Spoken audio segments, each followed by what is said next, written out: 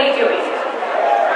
Everybody doing well? It's so lovely to look out and see this room full of red and all of these beautiful faces and all of these folks here today to support the American Heart Association and Go Red for Women. I'm very honored to be here. As Jessica mentioned, I am a therapist and coach, and I originally started off my career as a professional opera singer. So I'm no stranger to high-stress situations. I spent many years performing on stage, living abroad, far away from friends and family, having to take peak tip-top care of my voice and body so that I could continue my career in opera. And when I moved back to the United States, I thought, what else has deep meaning to me? And helping people has very, very deep meaning to me. In fact, I was always that person in the friend group who was the therapist, you know, the one you call late at night and be like, that's the friend that'll listen to me. So I figured I might as well get a degree in this so I could get paid for the work I was doing for free for a lot of my friends and family. I was asked to come here today to talk about how we can achieve self-care. Now, raise your hand if you feel like you're continually failing at self-care. Yeah, a lot of hands. I think oftentimes when we hear the phrase self-care, we feel even more stressed out because it's just a reminder of all the things that we're not doing. We're not doing well enough, all the things that we know we quote-unquote should be doing. So I'm going to aim today to make some self-care strategies very simple and doable for you in order for you to feel like, I can do that. I can find a few small ways to take better care of myself. And I called it, because I thought it was kind of catchy, Heartful Self-Care. Also, those of you who are close enough to see me, I do have hearts on my stockings. I'm pretty proud of that, so yes, you're welcome for those of you who can see it. All right, to give you a little introduction about myself, an overview of today's talk is I want to talk about some statistics. I've already heard a lot of statistics, so I'm probably going to go through those more clearly. How stress impacts us. How does stress impact us? How do we define self-care? What does it mean to us? Also, what is heartful self-care? And how can we make it manageable? And, almost most importantly, what are the barriers we have to self-care?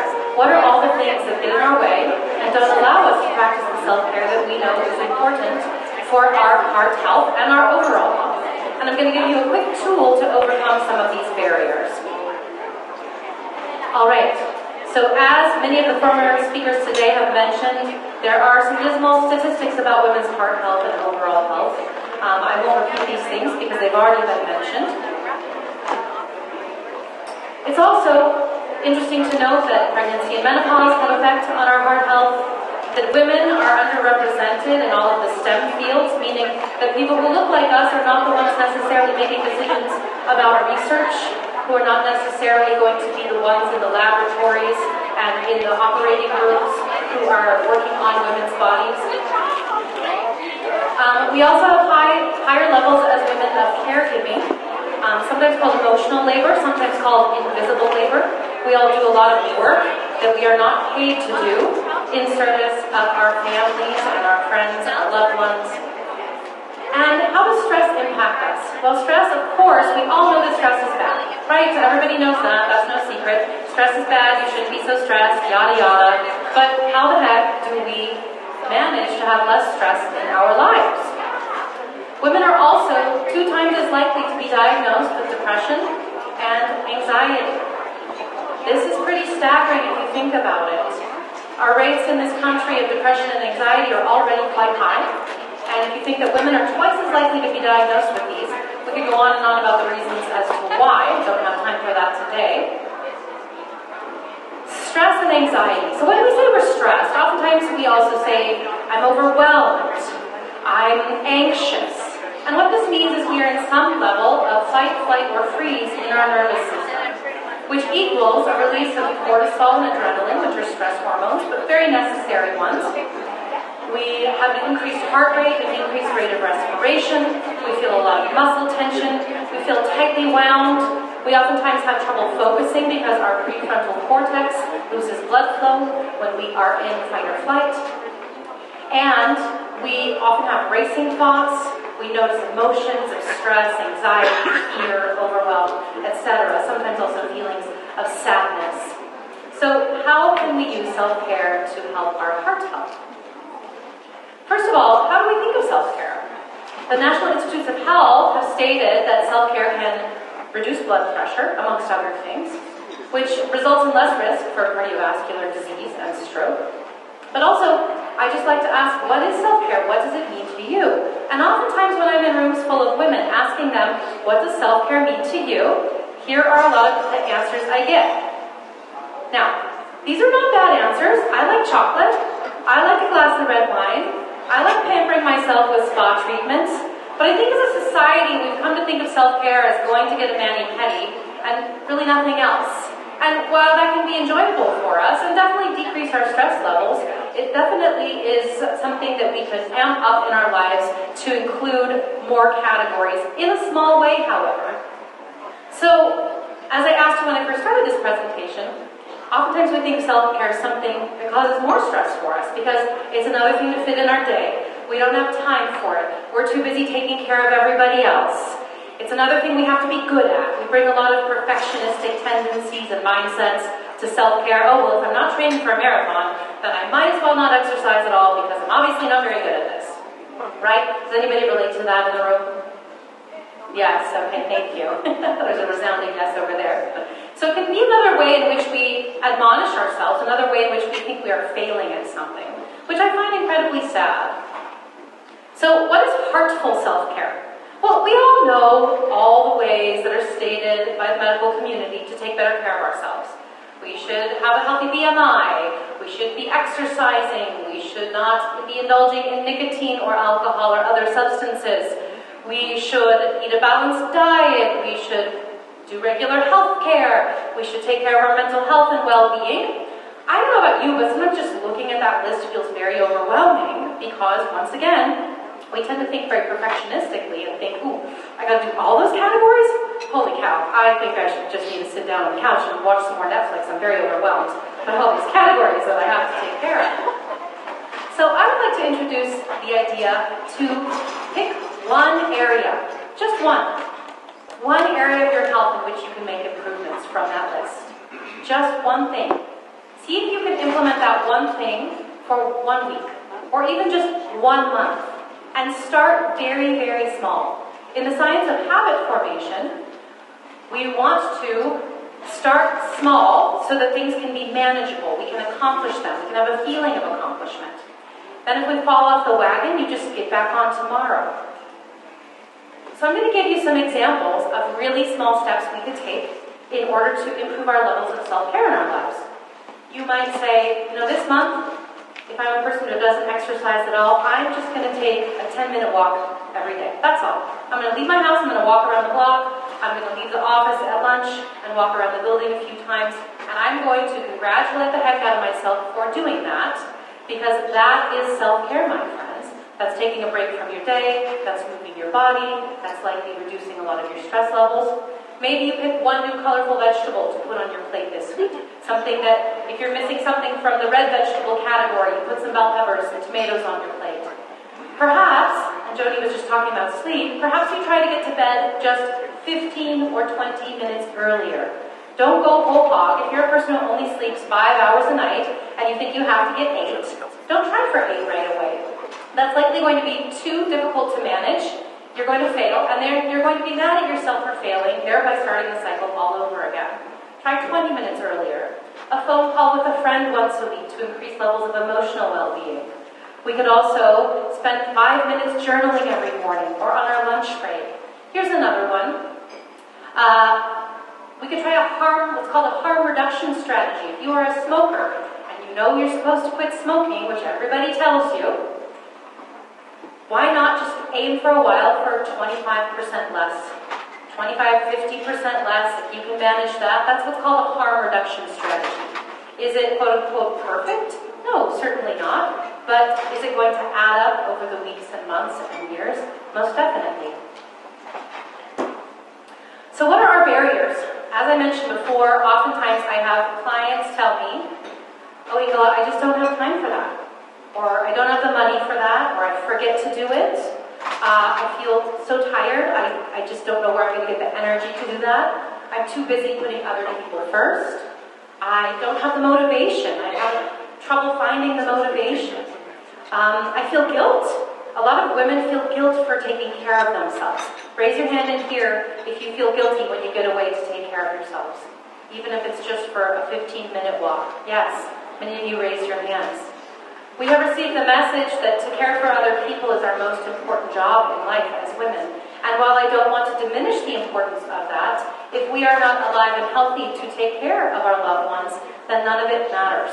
Plus, I would advise you mothers, aunties, grandmothers, anybody who has children in their lives in the room, which is most of us, to also think, what do I want to model as a woman for the younger generations, especially the younger generations of women?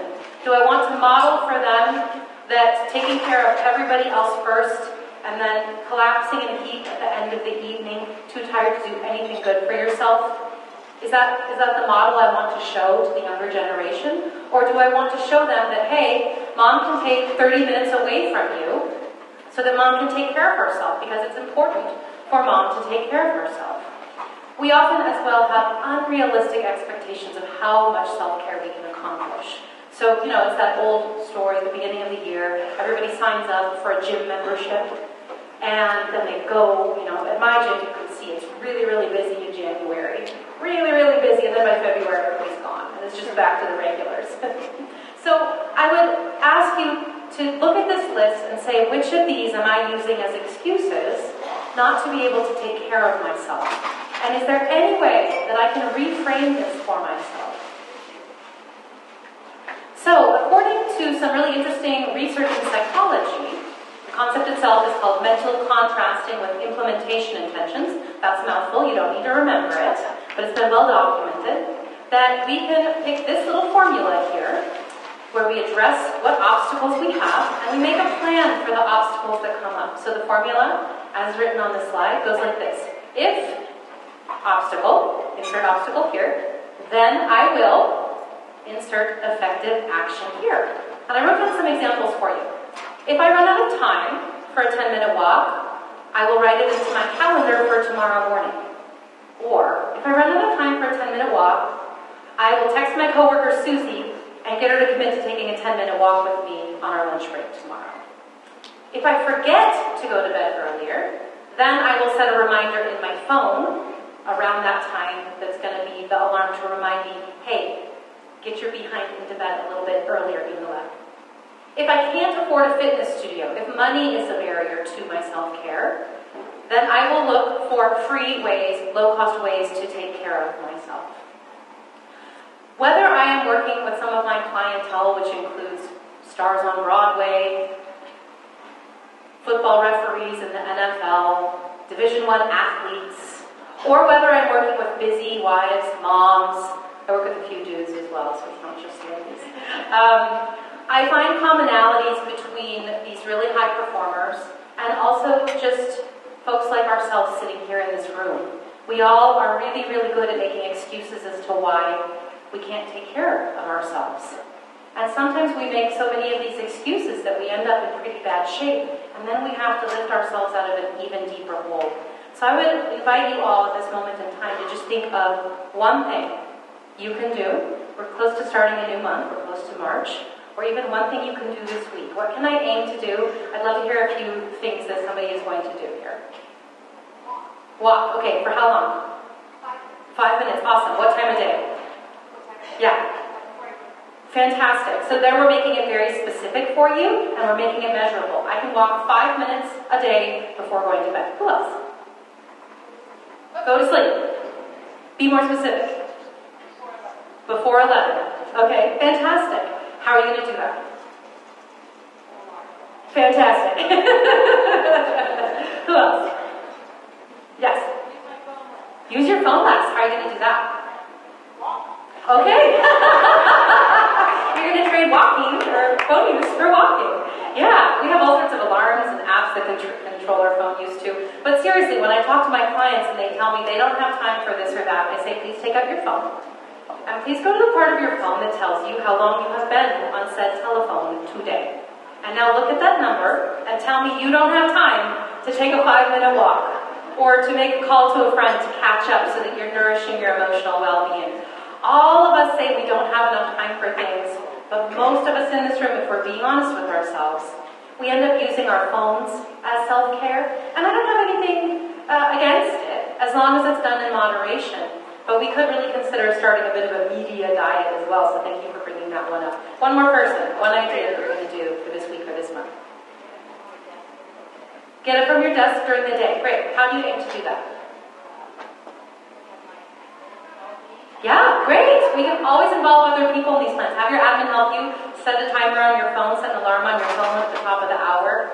Fantastic. Well, I'm so grateful to all of you for sticking around. I know that this event has gone on a bit longer than planned, and I'm the last person, I believe, on the list. I'm grateful to have this chance to talk with you today about something I'm really passionate about. I hope you are grateful to yourselves for being here. I'd love it if everybody could take a moment, put one or both hands on your heart, take a deep breath, and just say out loud or think internally, thank you. Thank you to yourselves. Thank you to yourselves for being here, for donating to this worthy cause, for spending your valuable, precious time and energy here with all of us today. So thank you all so much for being such a lovely and attentive audience. And I hope you can find a couple small ways in which you can incorporate more heartful self-care. Thank you.